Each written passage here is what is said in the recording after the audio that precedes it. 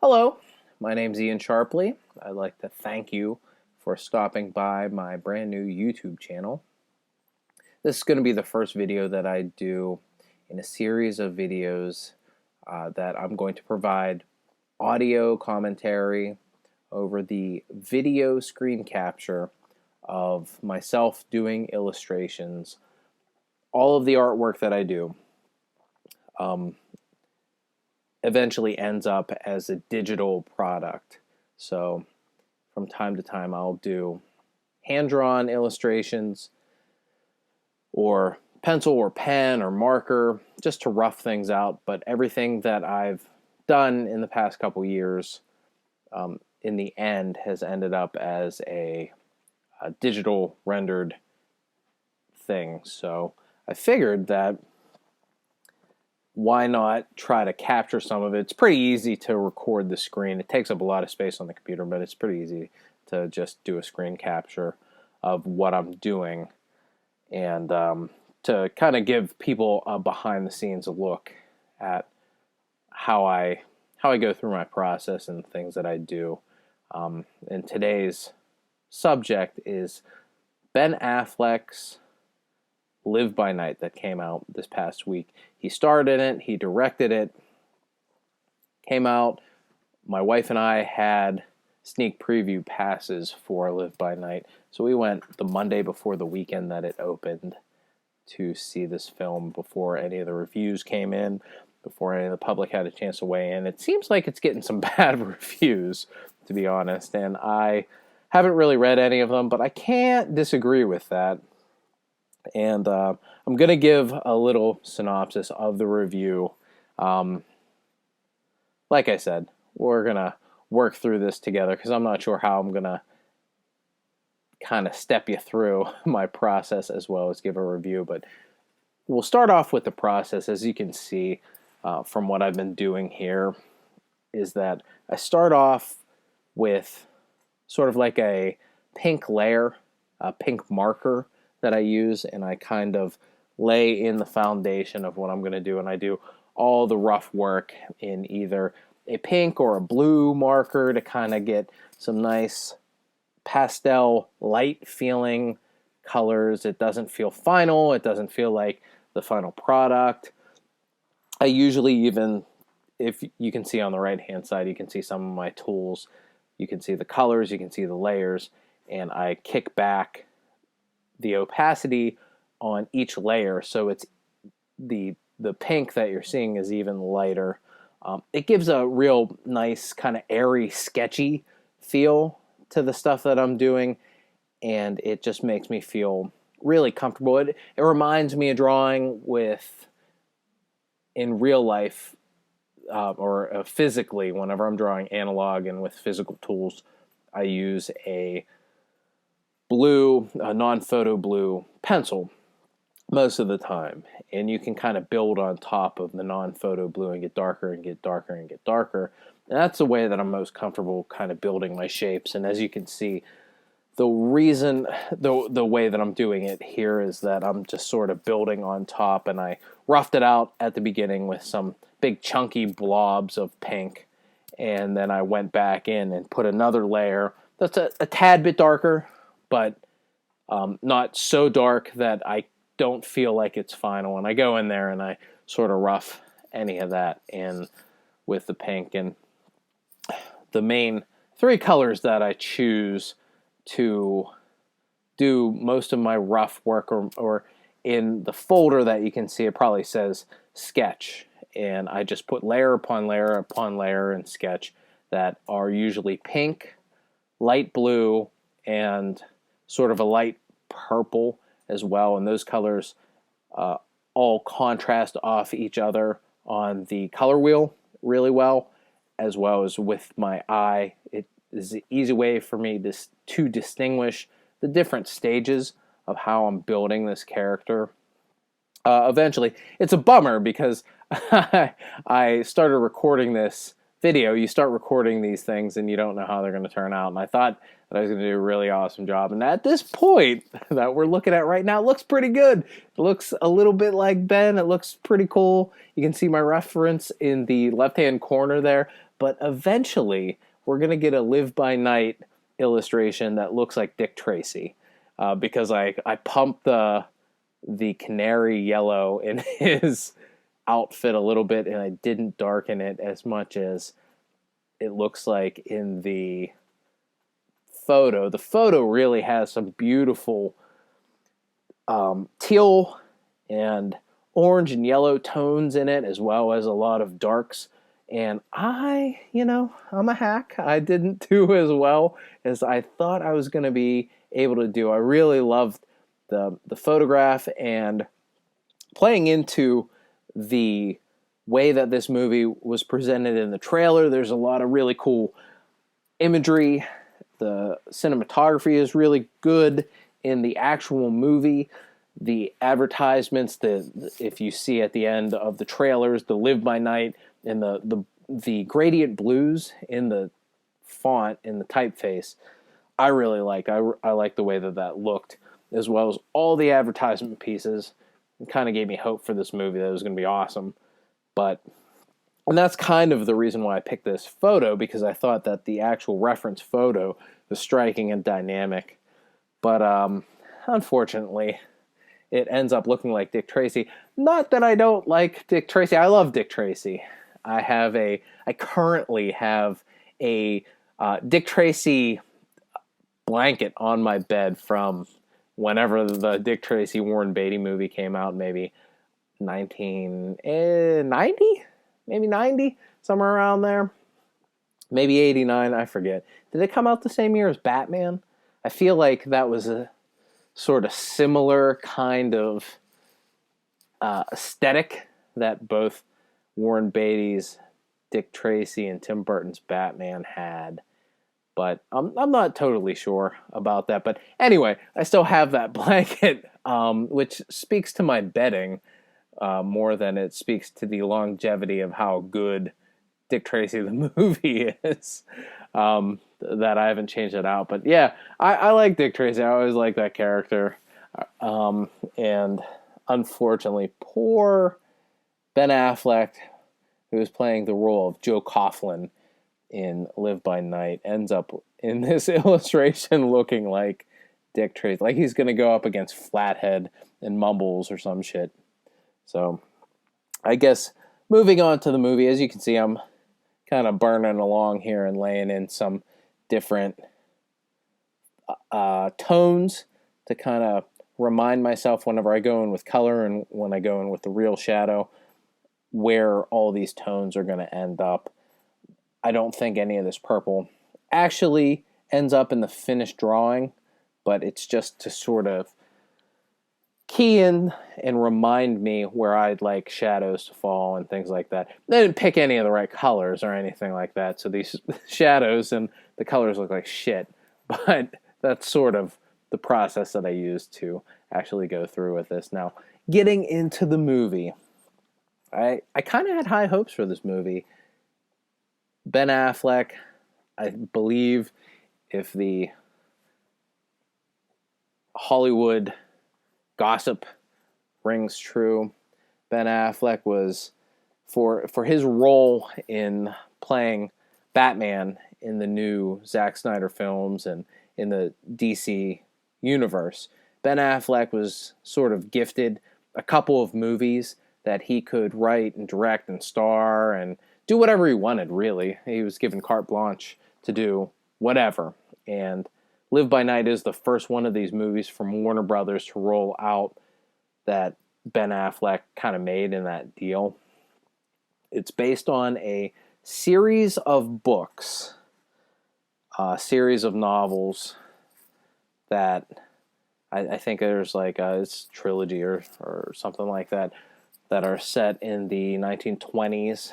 It's the Roaring Twenties, and this Joe Coughlin character played by Ben Affleck has returned from World War I, where he goes into this big monologue at the beginning of the movie about how he was kind of pushed around by his generals in the war and told to do ugly things that he regretted.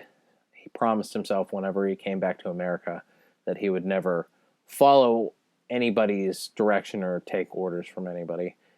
And that's, I think that's cool. I always like characters that carve their path out for themselves and, sort of don't listen to authority. I don't really like authority myself. Seems to be almost universally wrong. So, so I kind of like that about Joe Coughlin. And he was the main crux of the movie is that he's stuck between three different worlds.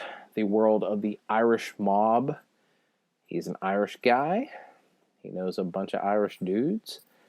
So those guys kind of stereotype him since he comes back and he's a small-time stick-up man and gangster that does bank robberies here and there, but he's not associated with any crew.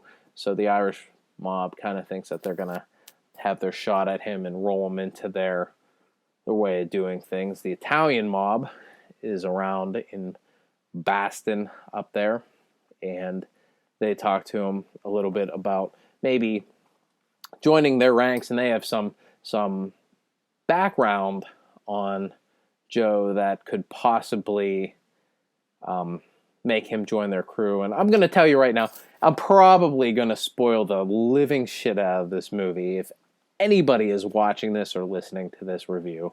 I'm not any good at not spoiling movies or giving reviews that are sort of just dance around the plot.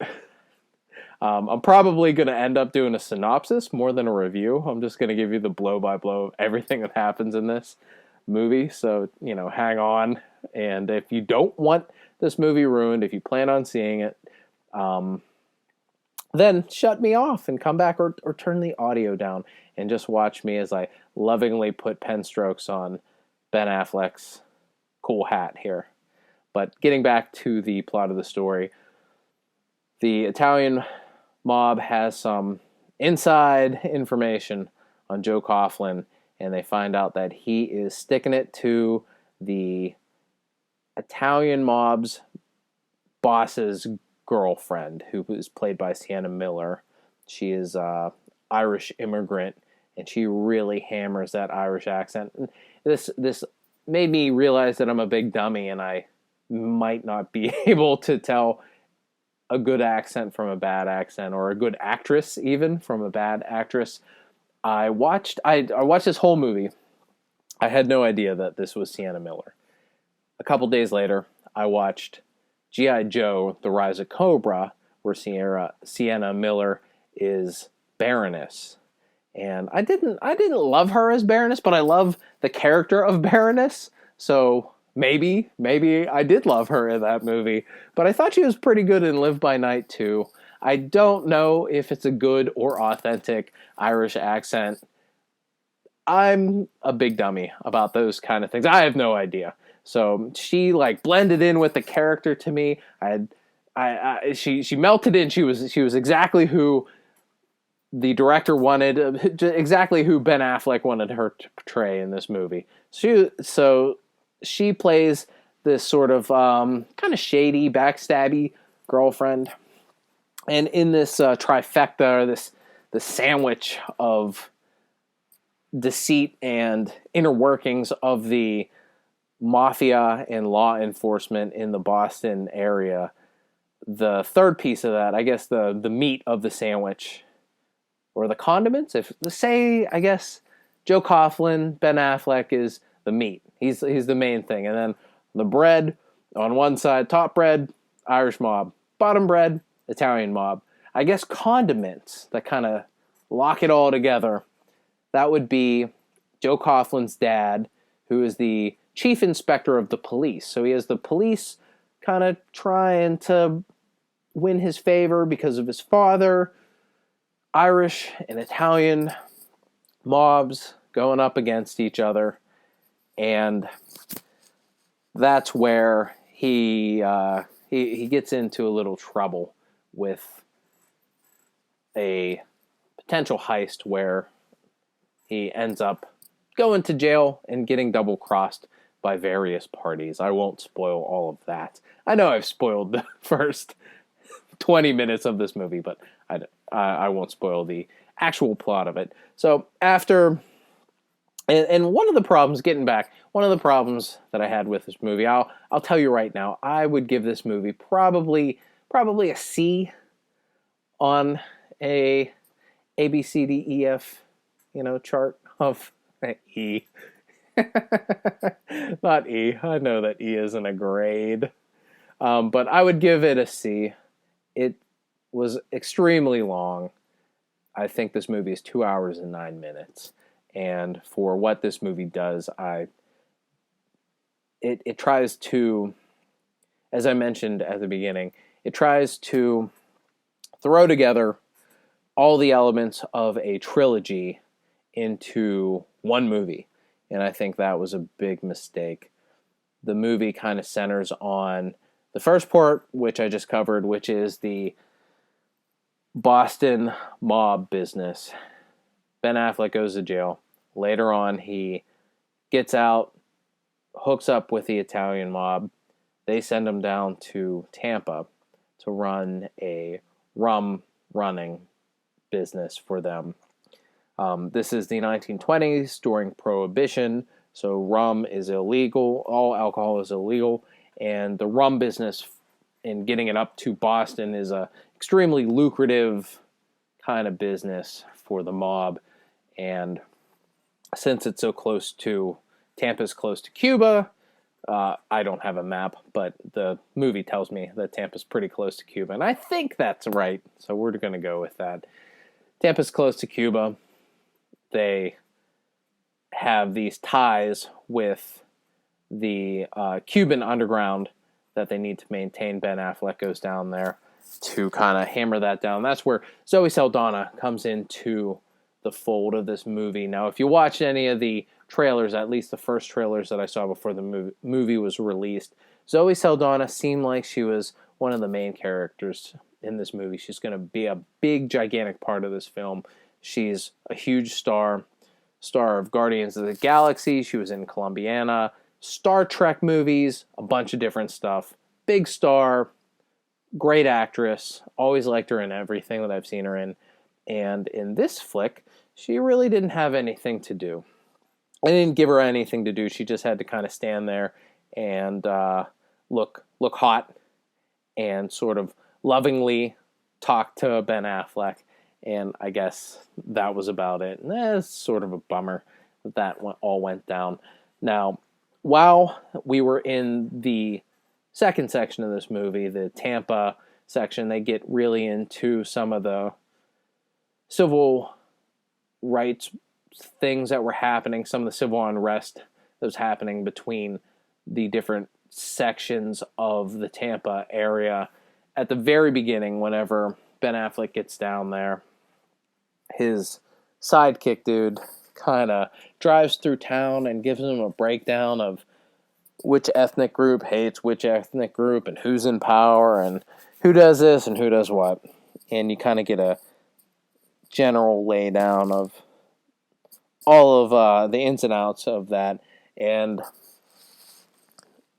as we're going through and Ben Affleck sort of clearing out some of those people, he comes up against the KKK as a major adversary in the second act of the movie, since he's dealing with minorities and the Cuban people to get the molasses to do his rum running. And I thought one of the big downfalls of this film was that the head Klan member that Ben Affleck's going up against, his name's DB or DR or RD or something like that. He's a total fucking goofball. He's got a weird way of talking. He's got some facial defects going on. He sounds like a cartoon. He acts like a goofball when he's talking to Ben Affleck. But when they show him committing acts of aggression against Ben Affleck's part of the mafia, it's horrible stuff. It's awful things that you would save for a credible villain, but this dude is just a total goober. and he's doing terrible things like blowing up churches and shooting people in broad daylight, calling people awful names. It's terrible. But this guy's a kind of a clown, and it undercuts the how heroic Ben is in his fight with this dude in the second act of the film. So I really was I really didn't like how they treated an issue that's pretty serious, and they kind of played it off as cartoony and clownish. And I thought that was sort of a little bit of the a downfall for the movie, as well as the length of the movie.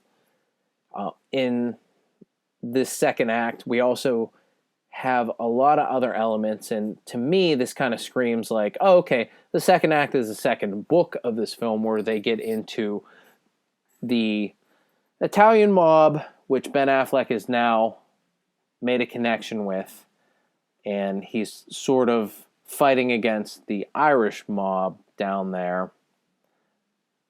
They're trying to become legitimate. They're doing the rum running as well as trying to build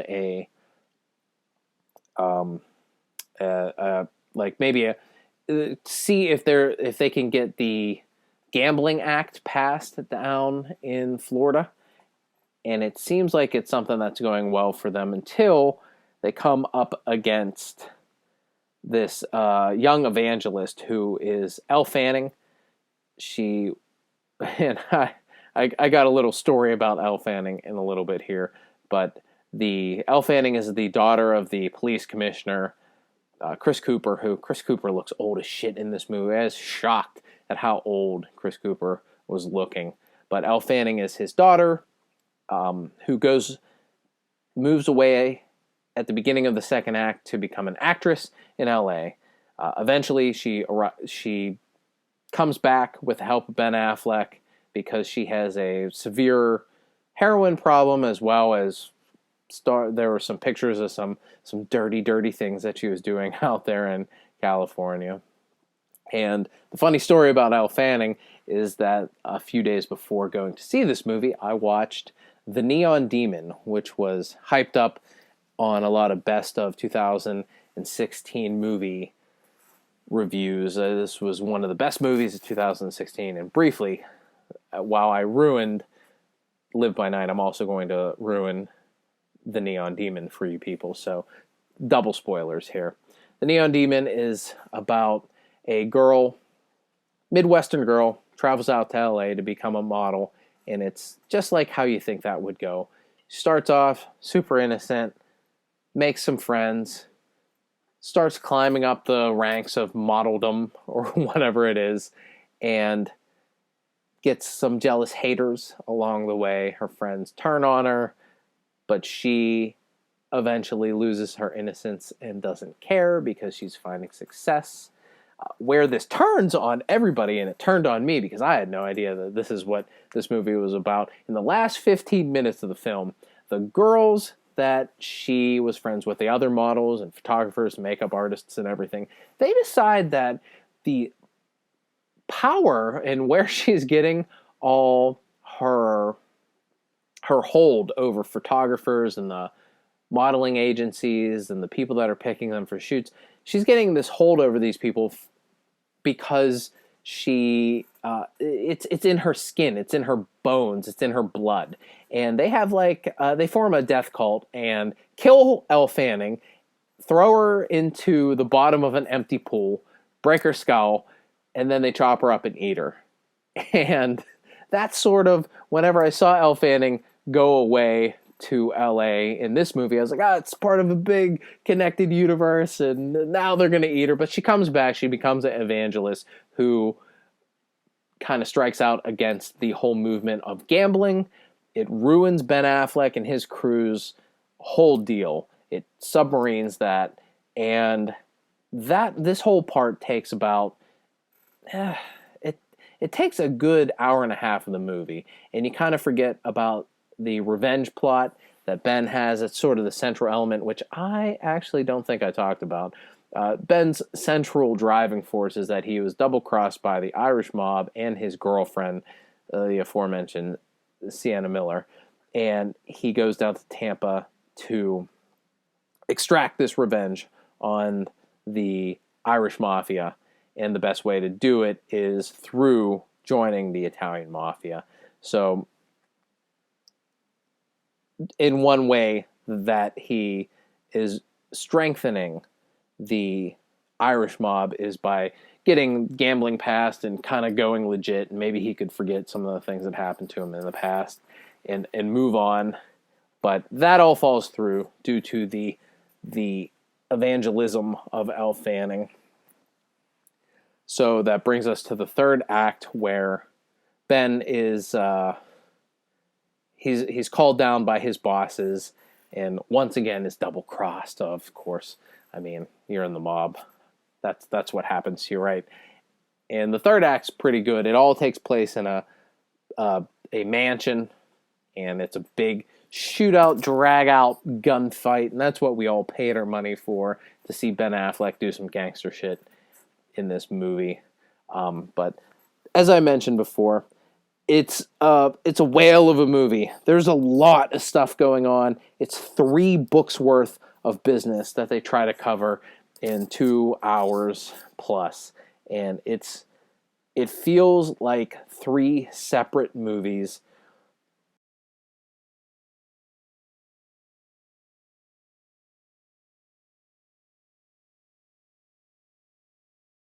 So yeah, like I mentioned at the top, I give this thing a C as a grade. I would hang on to my money and wait till it comes out on Redbox or available on HBO or any of the streaming services. I wouldn't go to the theaters to see it. It wasn't all that good. If you want a good gangster Ben Affleck movie, just rewatch The Town. It's awesome. It's got John Hamm and Jeremy Renner in it.